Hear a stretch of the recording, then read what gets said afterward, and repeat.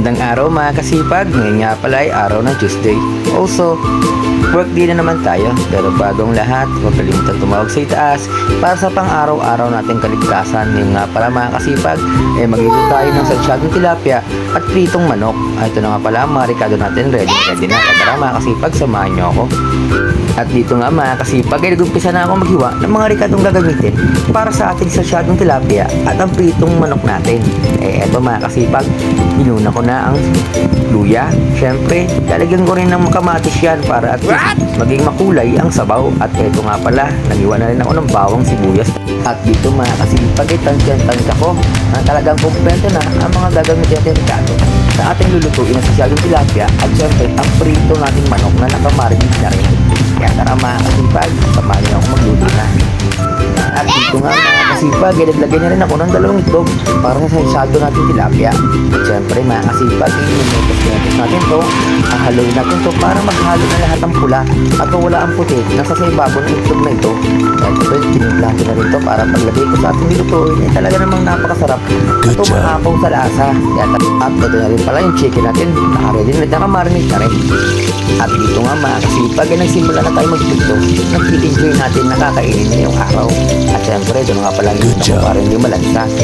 At ito, syempre, sinunod ko na rin ang tilapia pagkatapos maluto ng fried chicken natin. Kaya ito mga kasipag, within 5-15 minutes, sigurado luto na to. At dahil luto na ang tilapia natin, ang fried chicken natin, ay syempre, magigisa na tayo ng ricado natin para sa ating salsyadong tilapia. Kaya ito, netos ko na. At syempre, tinagalan ko to at medyo sinunog ko ng onte para at least namang manood na manood ang lasa nito sa ating tilapia. At ito, nilagay ko na rin ang tilapia sa ibabaw ng ating mga pangricado. At sigurado ako kahit nag-diet ka sa morning, talagang kakain ka na napakaraming kanin. At ito na nga ni mga kasipag, nilagyan ko na rin ng sabaw at syempre isama na rin natin ang ating pinatin na itlog para at least naman ay makikita na natin ang totoong kulay at totoong itsura ng salsyadong tilapia natin ngayong araw. At ito nga, ay sa tingin ko ay talagang totoong salsyado na to.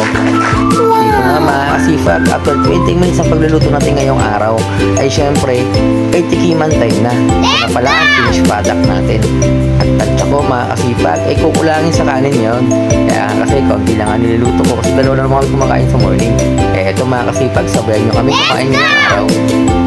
Good job. Siyempre, pagkatapos natin magluto at kumain ng morning breakfast, siyempre, balik trabaho na naman tayo. At ito nga pala ako, mga kasipag, ay pinakabahan ka ba? At ito nga mga kasipag, after 15 minutes sa biyahe natin, narating ko rin ang festival Malalabang. At medyo napakainga na, kaya palit ako ng t-shirt. At dito nga mga kasipag, ay dadaan ako sa taas para mag-conduct ng monthly meeting. At dito nga mga kasipag, nag-conduct na ako ng monthly review namin, last performance namin last month. At syempre, kung ano kami ng strategy and action plan para mas lumakas pa ang aming tindahan. At ito ay busy pa nga ang ating material dito sa pagbibenta ng phone. At dito nga ay tapos na kami, pero bagong lahat, huwag kalimut mag-follow and share sa aking page. Salamat mga kasipag!